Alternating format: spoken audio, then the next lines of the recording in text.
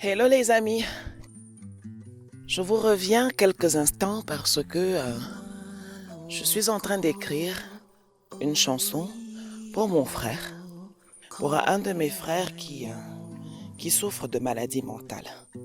J'y pense parce que le mois d'octobre arrive et que le 10 octobre est la journée internationale de la maladie mentale. Et mon frère a 67 ans et est malade depuis bien avant que je ne naisse. Il est mon aîné de plusieurs années. Et alors ça va souffrir un peu. Je suis en train de monter pendant que je vous parle. Donc ouais, si vous m'entendez gémir, souffrir, ne vous en faites pas, tout est parfait. Et donc j'avais besoin d'exprimer mon amour à mon frère. Parce que les malades mentaux sont trop souvent encore... moi j'ai entendu souvent, bah oui, tu fais exprès de faire ce que tu le fais juste pour emmerder le monde. Et j'ai grandi comme ça, hein. Attention, hein. J'ai grandi dans cet environnement-là où j'ai souvent été cachée avec mes jeunes frères également. Quand il arrivait, on mettait tout le monde à l'abri. Tout le monde, on fermait les portes. Enfin, et c'était dans toute la ville, hein. C'est le truc de ouf. C'est le cas de le dire. Quand il arrivait, bah, il y a quelqu'un qui prononçait juste son nom quelque part et tout le monde partait en courant, fermait les marchés, ainsi de suite. C'était terrible. Et puis, pour éviter qu'il n'aille errer tout le temps, bah, on lui mettait des chaînes, de grosses chaînes qu'on attachait à une jante de voiture.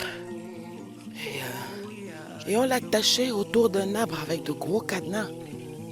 Et puis, on va redescendre. Voilà, c'est tout le monde qui me cherche déjà. Je vais finir mon petit partage avec vous avant de redescendre. Et donc, c'était le truc où il était la terreur de la ville. Dormait dehors, on le nourrissait à peine, mais vraiment le paria quoi. Et puis avec le temps, quand j'ai eu 20 ans, une fois il sortait d'une crise, je suis allée voir mes parents parce que ils étaient fatigués. Je les voyais complètement démunis face à cela. Ils n'en pouvaient plus d'être réveillés à toutes les heures de la nuit ou à n'importe quel moment. Ah voilà, on l'a vu à tel endroit, il faut prendre des cartes de police, aller le récupérer. Il était très très violent. Fallait aller le récupérer et le ramener. C'était dur parce que ces crises pouvaient durer 6 mois, comme elles pouvaient durer 1 an, comme elles pouvaient durer 1 an et demi. Il fallait suivre. Quand j'ai eu 20 ans, j'ai dit à mes parents, écoutez, celui-là désormais, il devient mon enfant. Il a 20 ans de plus que moi. Il devient le mien. Je vais en prendre la charge parce que vous êtes fatigués. Et que, oh là là, qu'est-ce qu'elles sont magnifiques ces plantes. Et ce sont vraiment des plantes qu'on peut voir qu'à cette hauteur-ci, parce que depuis en bas, j'en ai pas vu du tout. C'est formidable. Ah, merci, Mère Nature, de me montrer d'aussi belles choses. Et donc, mon frère, je décide de le prendre à ma charge. J'étais gosse, hein, 20 ans, on n'est pas... Voilà, donc je savais juste que fallait qu'il puisse s'habiller parce que après chaque crise, fallait tout recommencer. Jusqu'à la culotte, fallait la lui racheter. J'ai pris cette responsabilité-là que je garde jusqu'aujourd'hui. Avec le temps, je suis très reconnaissante parce que on a les moyens aujourd'hui de pouvoir lui assurer des soins.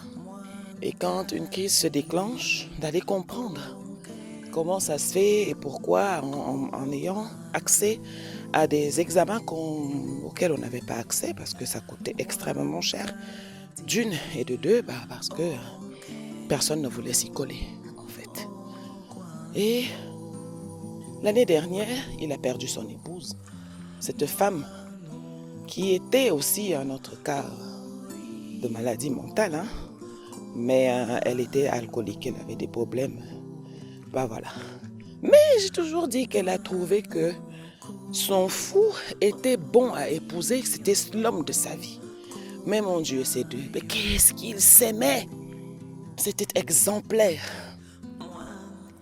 C'était exemplaire, c'était beau à voir, c'était admirable, selon l'endroit où on se posait pour le regarder. Parce que, bien évidemment, qu'elle a essuyé tout le mépris, bah, et j'en passe et d'autres. Juste pour que vous puissiez comprendre, les bonnes femmes ne comprenaient pas qu'une femme a épousé un fou, les autres ne comprenaient pas qu'un fou épouse une alcoolique. C'était, voilà, c'est allé dans tous les sens. Mais pour moi, ils étaient beaux, tout simplement. Ils étaient beaux. C'était un très beau couple. Ils s'aimaient et c'était admirable à voir, à vivre. Et il a perdu son épouse l'année dernière. Il a ressombré dans la folie. Et mon frère, au plus fort de sa maladie, souvent je l'ai vu manger dans les poubelles, marcher nu, dormir on ne sait pas où, pendant très très longtemps. Et voilà. Et puis il tenait un langage que beaucoup ne comprenaient pas, parlait de l'Atlantide, parlait de ci, parlait de ça. Et moi, en grandissant aujourd'hui, avec tout ce que j'ai comme savoir sur ces sujets-là, je comprends juste que mon frère était un haut potentiel intellectuel. Voilà, on aurait diagnostiqué ça à l'époque. C'est récent, hein, attention, hein, qu'on l'aurait diagnostiqué comme étant HPI. Ces gens-là qui ont des capacités psychiques extraordinaires, intellectuelles extraordinaires. Vous pouvez avoir un HPI qui ne sait rien faire de ses mains, mais qui a un cerveau qui se promène 15 000 km à l'heure et qui comprend tout d'un coup. Il y a plusieurs manières de les définir. On les appelait les surdoués, les enfants arc-en-ciel. Voilà, ce sont des enfants qui ont beaucoup plus de capacités en plein de choses que la plupart des gens. On va le dire aussi pour parler simplement. Et qui a eu accès à certaines informations très très jeunes et qui ne les a pas comprises. Et voilà, je brosse la situation. Mon frère, l'année dernière donc, retombe malade parce que voilà, son épouse est partie, choc émotionnel, pouf, il a viré. Et ça a duré 8 mois, 9 mois. L'année d'avant déjà, il avait eu une première alerte. Et voilà, l'année qui suivait, ça me fait penser à... C'est fou, c'est pas grave. Et donc... je me suis dépêchée d'y aller. Bien évidemment, c'est mon fils. Hein. Je l'appelle mon fils et je ressens pour lui le sentiment d'une mère. Vraiment comme si je l'ai enfanté. C'est important pour moi de dire que la manière dont je vous appelle, j'appelle quelqu'un, de cette manière, je l'aimerai. Si j'appelle quelqu'un mon chéri, je vais le chérir. Si j'appelle mon fils, je vais avoir pour la personne un sentiment de mère pour un fils. Ça veut dire que, ouais, il faut bien faire la différence entre tout cela. C'est important pour ne pas se tromper et pour ne pas adopter de comportements inappropriés, on va dire comme ça. Et de découvrir toutes les formes d'amour dont on est plein et qu'on est capable d'exprimer, de ressentir. L'amour envers des amis, une amitié amoureuse, une fraternité amoureuse, ainsi de suite. Et parce qu'on a trop souvent tendance à ramener ça, quand on parle d'amour, à quelque chose de purement physique, de charnel, d'un homme et d'une femme qui se retrouvent dans un lit. Voilà. Mais c'est pas ça du tout, hein. C'est pas toujours ça. Bref, mon frère tombe malade et puis voilà, on le récupère il y a 2 ans, il perd son épouse l'année dernière, voilà, il rechute et puis bon, moi je vis loin, donc je me dis allez, on va laisser faire. Parce qu'il n'y a personne de disponible pour prendre soin de lui et le veiller à l'hôpital psychiatrique. Hein. Voilà, il faut avoir du temps, il faut libérer de son temps et puis surtout, il faut beaucoup aimer. Et ça, beaucoup de gens ne savent pas ce que c'est et c'est difficile. Encore une fois, je ne porte de reproche à personne. C'est un constat, c'est comme ça. Quand on ne sait pas comment aimer, on ne peut pas aimer. Quand on ne sait pas comment faire, voilà, on ne peut pas faire. Point. Et bref, quand ça allait un petit peu mieux, au mois de mai dernier, voilà, j'y retourne. Il a arrêté son errance et il est retourné à la maison, sauf que après que ce choc soit passé, le retour à la réalité a voulu qu'il constate par tous les faits de la vie quotidienne qu'effectivement son épouse n'était plus là et que sa vie n'était vraiment plus pareille, quoi. Le matin, elle posait l'eau au feu pour qu'il puisse se laver, prendre son petit déjeuner, le faire à bouffer. Ainsi, ben, tout ça, c'est fini. Et ouais, il pouvait prendre soin d'elle. Et il n'y a plus personne dans le lit. Bah oui, c'est ça la réalité du veuvage et ce n'est absolument pas simple. Et donc, il a décidé de se laisser mourir. Il a décidé de ne plus se nourrir, de ne plus sortir. Et voilà, moi j'avais prévu un voyage d'âme à âme. Voilà, quand on est lié, c'est comme ça. Hein. J'avais prévu mon voyage sur cette date-là, que j'avais repoussé plusieurs fois. Et voilà, juste une semaine ou deux avant que je ne parte, j'apprends que voilà, il est dans cet état-là. Et je dis, ah, son âme a appelé la mienne et j'arrive. Rien n'est un hasard, hein. Tout est tellement parfait comme ces lignes de vigne là que je vois qui sont tellement alignées. Bah voilà, c'est ça. Tout est tellement parfait dans la vie, hein, dans le divin, dans la création que voilà, c'est comme ça. Et je suis allée à son chevet, puis avoir ses soins psychiatriques, il a pu se reposer un petit peu, commencer à prendre son traitement, ainsi de suite, et revenir à la vie, tranquille. Et j'ai décidé d'écrire une chanson pour lui parce qu'à mon retour, j'ai juste constaté que, en fait, c'est moi qui avais reçu le cadeau de pouvoir prendre soin de mon frère. Mon frère n'est pas un fardeau. Toute ma vie, j'ai été éduquée en cela. C'est pas qu'une histoire de ma famille, hein. La quantité de familles qui ont un fou enchaîné dans leur cuisine, vous n'en avez même pas idée, hein. Voilà, c'est comme ça. Et donc, c'était un fardeau. Mais là, en grandissant, j'ai découvert au mois de mai que mon frère était un cadeau pour moi, pour mon évolution. Voilà un gars qui ne travaille pas. Il n'a pas de boulot. Il n'a rien. Il n'a pas de revenus, rien. C'est-à-dire que vraiment rien. Il ne peut pas se soigner, il ne peut pas manger, il peut rien. Mais il a 67 ans et il est encore là. Ce monsieur, quand il a un souci, il y a une personne qui part du bout du monde où je suis pour courir à son chevet. Il a ça. Je ne courrai pas comme ça pour tout le monde.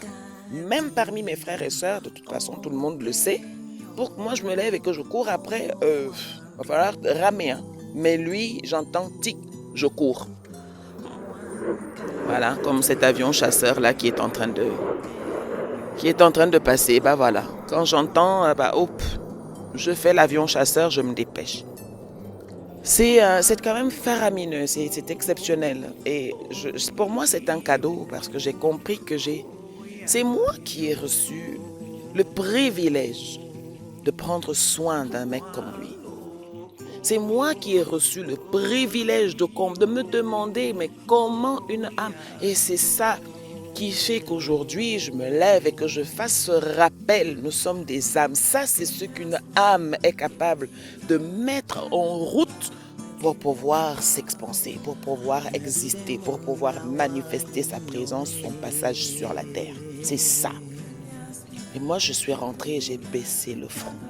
Mon Dieu, quel cadeau j'ai reçu en cet homme, en ce parcours de vie. Je ne sais pas, quand j'ai souvent entendu certains de nos frères et sœurs dire, bah ouais, tu fais exprès.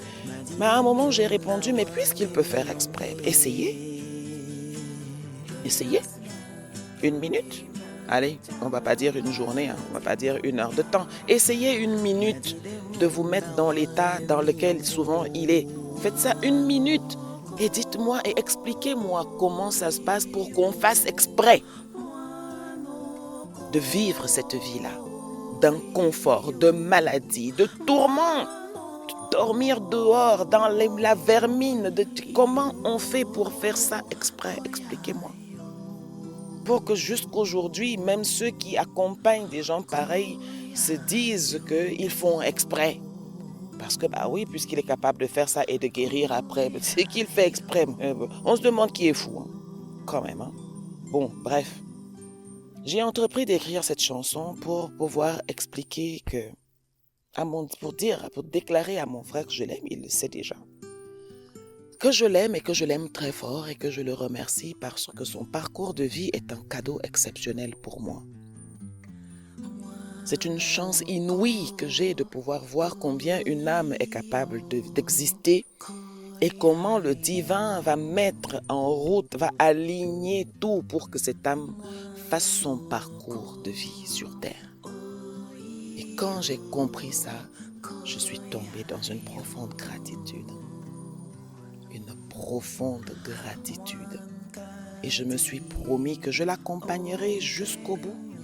Qu'il parte avant moi ou pas, tout le temps que je serai là, je l'accompagnerai. Parce qu'il est mon frère, c'est vrai, parce qu'il est mon fils, c'est vrai, mais surtout parce que c'est une âme, une magnifique âme qui est sur un chemin de vie d'une telle difficulté que je sais, moi, quand je regarde les choses avec mon mental, que ça, moi, je ne peux pas le faire. Choisir un chemin de vie où on va venir expérimenter la folie, je ne suis pas prête. Non. Peut-être que je l'ai fait dans d'autres vies et que c'est pour ça qu'aujourd'hui je peux l'assister et le comprendre autant. Peut-être que je le ferai dans une prochaine vie et que j'aurai quand même quelqu'un qui m'accompagnera. J'en sais rien. Mais là, pour l'instant, ce qui est important, c'est ce qui se passe maintenant. Et maintenant, moi je dis, personne qui souffre de problèmes mentaux, il faut aller s'en instruire. Il faut avoir l'humilité de descendre de son piédestal et d'aller s'instruire de ce qu'elles sont et qu'elles nous apportent. Pour ne plus jeter la pierre. Et si oui, jetez-vous une pierre sur votre propre pied. Pour vous dire, hop là, et tant que tu te réveilles, il est que cette douleur vous secoue et vous fasse vous souvenir, vous remémore que, en fait, finalement, en l'autre, il faut voir un cadeau. Quel que soit cet autre, il est un cadeau. Et que nous avons le privilège, attention, c'est un privilège de pouvoir nous en instruire. Il faut arrêter de les mépriser, il faut arrêter de les insulter, il faut arrêter de les mettre dans des cases et de se dire que ouais, il me pourrit la vie, je veux vivre ma vie, mais il est là, il me pompe l'air. Vous êtes deux âmes qui sont l'une à côté de l'autre, c'est ça le plan. C'était ça votre plan de vie avant de venir. Je t'assisterai, tu feras la folie, moi je t'assisterai, je te prendrai la main. C'est un chemin de vie. Si vous en doutez, demandez-vous pourquoi vous y êtes. C'est bien sur ce chemin que vous êtes, non? Voilà. Quand on a compris, on se dit qu'il faut aller voir qu'est-ce que moi j'ai à en apprendre, comment je m'en éduque, comment je m'en fortifie, comment je m'en instruis, moi. Et quand je vais apprendre ça, je vais continuer à côtoyer l'autre, à lui tenir la main parce que je comprendrai moi aussi tout ce que je suis en train d'apprendre et qui est bon pour l'évolution de mon âme. C'est pour ça que nous sommes sur terre, pour que nos âmes puissent évoluer.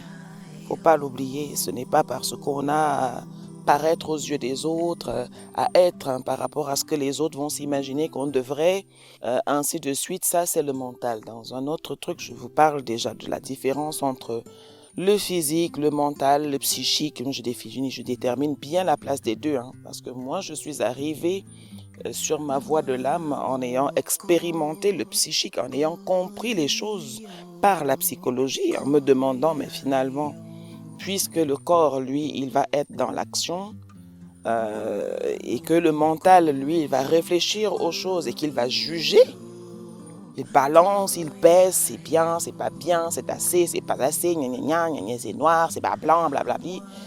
Mais le psychique, lui, il va essayer de comprendre le pourquoi des choses. Pourquoi c'est noir, pourquoi c'est blanc, pourquoi. Et il comprend. Et quand il a compris, il ne juge pas. Et maintenant, tout ça, on le met au service de l'âme qui dit au mental et au psychique, maintenant taisez-vous, c'est moi qui décide. Vous avez fait chacun son boulot. Moi, je vais décider forte de ce que vous m'avez ramené comme information. Et c'est pour ça que là, je peux avoir des discours comme celui que je tiens là pour vous dire, voilà. Nous sommes des âmes, mes chéris, nous sommes des âmes. Et une âme, ça ne juge personne. Une âme, ça comprend tout. Une âme, ça s'instruit de tout, ça se nourrit de tout. Une âme, ça prend le temps de se demander qui je suis et pourquoi je suis là. Et pourquoi je suis revenu au milieu de tous les autres et au milieu du tout. Les autres, ce sont les humains. Le tout, ça va être la nature, les pierres, les animaux, ainsi de suite. quelle est ma place au milieu de tout ça? Quelle est ma complémentarité au milieu de toutes ces autres choses qui me complètent? Donc, on ne se dissocie plus du reste.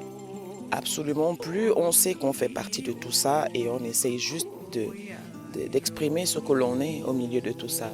Quand je suis à cet endroit d'où je vous parle là, ouais, je salue tout ce qui est autour de moi. Je remercie parce que j'ai le privilège de pouvoir être à cet endroit magnifique qui me permet de souffler, de me poser et de pouvoir exprimer. Vous ne savez même pas le nombre d'audios que j'ai fait depuis 2 jours. Parce que le lieu s'y prête, que le lieu m'inspire, parce que oui, j'ai ce cadeau-là que je peux recevoir et qui me permet de vous apporter tout ce que je vous apporte, de me l'apporter à moi d'abord, déjà. Et quand je me l'apporte à moi, j'en suis tellement pleine que ouais, je sais qu'il faut que je transmette et que je le donne à d'autres. Et si vous êtes branché sur la Lamba Light, c'est que bah oui, vous vous en inspirez également. Alors aujourd'hui, j'ai envie de vous dire que pour tout ce qui concerne les malades mentaux, il faut vraiment pouvoir aller apprendre à s'en inspirer, à se mettre à leur place, à comprendre ce qu'ils vivent et à se demander quelle est la pertinence de ces présences auprès de nous. Qu'est-ce que nous, on en apprend, comment on s'en enseigne et qu'est-ce qu'ils nous apportent de lumineux. Attention, si vous allez trouver des choses qui ne soient pas lumineuses, c'est que vous êtes dedans à fond avec votre mental et que bah ouais, vous êtes dans le jugement, vous êtes dans le ça me convient pas, il me pourrit la vie, il me gâche du temps, blablabli, blablablou, bah voilà. Tant que vous êtes en train de penser comme ça, vous n'êtes pas encore dans quelque chose de lumineux, dans quelque chose de vertueux. D'accord? Dès que vous vous mettez dans ce sens-là, bah forcément, on s'en enrichit, on s'en instruit. Et on est dans la gratitude. Voilà, la chanson, je l'ai appelée Mon frère, mon fou, mon amour. Parce que je l'aime, ce mec-là. I do love him. Voilà, comme je vous aime. À vous mes lambalotes. Plein de bisous à vous. Passez une excellente journée. Inspirez-vous de tout. Ah là là, voyez, là je détecte ce chemin. Je suis sûr que c'est le chemin qu'une petite bête doit prendre tous les jours, toutes les nuits pour aller se nourrir, pour traverser et arriver au bord de la rivière que vous entendez devant moi, parce qu'elle n'est pas derrière moi. Vous devez la voir maintenant en petit fond. C'est bon comme ça de pouvoir vous faire des audios juste dans la nature, pas en studio où il faut tout contrôler, la hauteur du son, est-ce qu'avec le tapis sonore c'est bon, est-ce qu'il faut tout calculer. Et c'est vrai que c'est beau aussi, parce que c'est tout un métier. Mais j'aime encore mieux ces moments-là où je suis juste comme ça dans la nature et que je peux me laisser aller tout simplement et avoir, bah oui, le bruit de la petite chute derrière moi comme tapis sonore, c'est quand même exceptionnel. Et ouais, ça c'est ce que j'aime. Voilà, allez, je vous embrasse. Toi, définitivement, j'y vais. Bisous!